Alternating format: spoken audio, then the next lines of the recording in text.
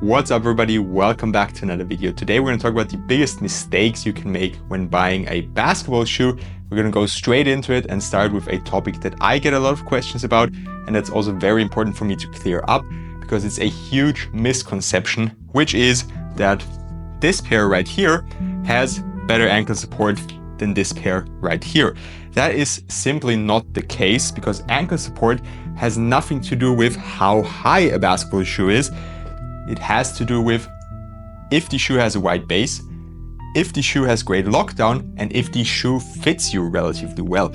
I'm going to explain in a second why that is the case. The material that goes up here on this basketball shoe is very soft. You can bend it, you can twist it, you can turn it. So when you roll your ankle, usually that happens when you land on someone's foot after a rebound, someone steps under you after a jump shot, for example.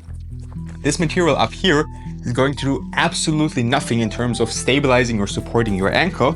So it's essentially the same as this shoe, just with some excess material, because some people like the feeling of material around their ankle. I do agree, it actually feels quite comfortable. But as I said, in terms of ankle support, the added material up here does absolutely nothing. The best way to get ankle support is by either taping your ankles. If you're not on a professional team or like college team that has a team physician or physiotherapist that tapes your ankles, it can, for one, actually be quite hard to do it yourselves, and it is also very expensive. So what I do is I use ankle braces, and my go-to ankle brace is this one right here, the BetterGuard, that's the 2.0. They are pretty used already, so I'm definitely going to get the new pair soon. The downside with them is they are very expensive. One pair, so for one ankle brace for one side is at $150 approximately, which is crazy expensive, I know.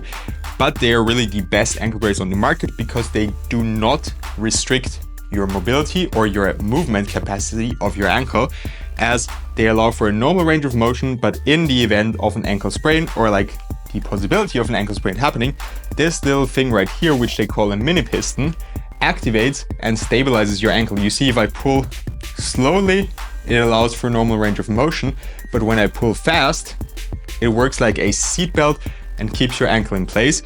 If you don't want to spend that much money, if you don't have the money, you can also go for the McDavid 195. That's the braces I used before. They do restrict movement a lot more than these, but it's still not to a level of, let's say, the Zams braces or some braces that Steph Curry and Trae Young use. They are around 35, 40 euros or dollars for one side, so that's definitely more affordable, and they also do a good job in preventing an ankle roll. They've helped me a lot, but as I said, nothing's better than these bad boys right here. Moving on to another misconception or another problem that I see. Expensive basketball shoes are not necessarily better than cheap basketball shoes. If I'm going just for performance, the Kobe 6 is miles better than a pair like the Dame Certified Free. But if you're not able to get these for retail, and even if you are able to get these for retail, $185 is a pretty damn high price for a pair of basketball shoes for a lot of people out there. And if you pay resale, I would actually not recommend that for any pair of Kobe's. That's just way too much for a basketball shoe. But let's just say you want to pay resale like 500, 400 euros or dollars for a pair of shoes.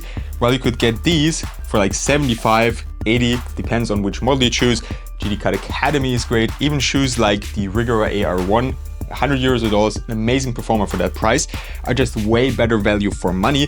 And there's even some high-end shoes or higher priced shoes that I actually don't like the performance of. A prime example would be the LeBron 22. I just don't enjoy these as much. They feel a little bit too bulky. I would much rather go for a shoe like the GD Cut Academy that feels way better on foot. That being said, there are a lot of high-end models that actually have amazing performance. My top picks would be, as I said, Kobe models, especially the 6, the 5, the 9 and the 8 if you can get them for retail. And as I said before, just don't pay resale, it's just way too much. Another great example are the Way of Weight 10 or the Way of Weight 11s. They are very, very expensive at 200 or 225 euros or dollars, but they do have amazing performance.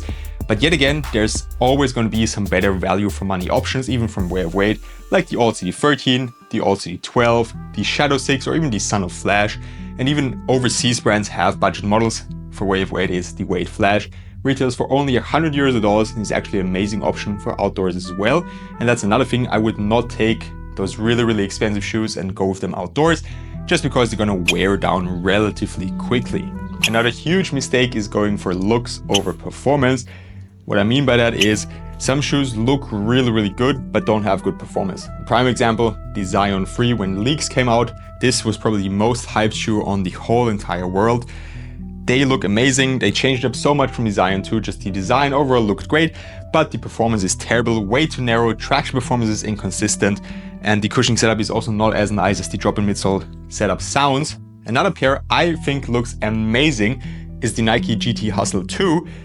Really cool design. Actually also great tech in the shoe, just not enough torsional support in my opinion. If a shoe flexes here in the midfoot, that's terrible. It's the last place where you want your shoes to flex, or where you want your actual foot to flex. It's where you need the most support, and that's why I just can't play with them, even though I think they look amazing. And then it also of course goes the other way. A shoe that gets a lot of hate for their looks, the Nike Book 1. I think they look amazing, and if you've been following my channel, you'll know that these are my favorite basketball shoe with the textile materials. I don't like the leather ones as much. My favorite basketball shoe of 2024 and also still in 2025. But they get a lot of hate for the looks. A lot of people stay away from them, and I've actually persuaded a lot of my teammates and friends to try them. They were also not convinced of the looks, and all of them said that's an amazing basketball shoe and they should have tried a pair sooner. And that's exactly the whole point. Don't go for looks over performance. Performance is still the most important thing. Of course, best case scenario, you can find a pair of shoes that looks great to you and that also performs well, or it has good reviews. But if you have a pair that you're not quite sure of the looks, but you only hear great things about performance, or you try them on in store, they fit you perfectly, they feel good on foot, then definitely go for them, and don't go for another pair that maybe looks better but doesn't feel as nice or doesn't fit your feet as well as that other pair that might not have the best looks in the world. Last but definitely not least, not knowing your preferences or your playstyle can also be a huge issue with choosing the right pair of shoes. If just go online and search for a pair that you like the looks of, as I said before, don't go for looks over performance, but more importantly also know your playstyle and your preferences when it comes to shoes. Let's say you go online, you see a pair of Sabrina 2s, you think, wow, these look great. I would definitely agree with you, they look amazing in my opinion. And that's all you check out. You see it, they're available in my size, alright, I'll cop them.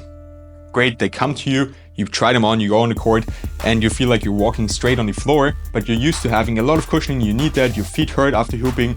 Usually if you don't have cushioned shoes, your knees are weak, I don't know, you've got a bad back or whatever, and then you just go out and cop these and think they'll be fine without doing any research into them, and then you find out that they are actually the complete opposite of what you want. Let's say you would be someone who would prefer something like this with a lot of cushioning, but you just don't like the looks of it. It goes a little bit into what I said before, but just know what you want in your basketball shoes. Do you want a lot of cushion? Do you want a lot of court feel? I think we can all agree that we all want good traction, so just go for shoes that have good reviews in that category.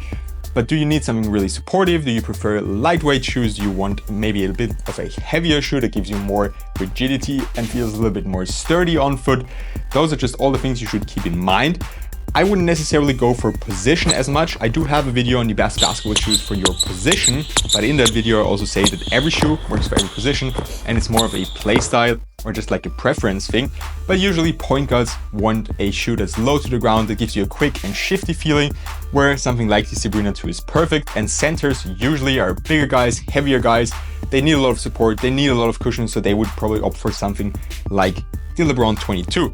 But of course, there's also exceptions to this rule. I see a lot of big guys hooping in the Giannis Immortality 4, for example. To me, that's absolutely unimaginable because the shoe has, well, a little bit more support than the 3s, the 2s and the 1s, but still not enough support for me.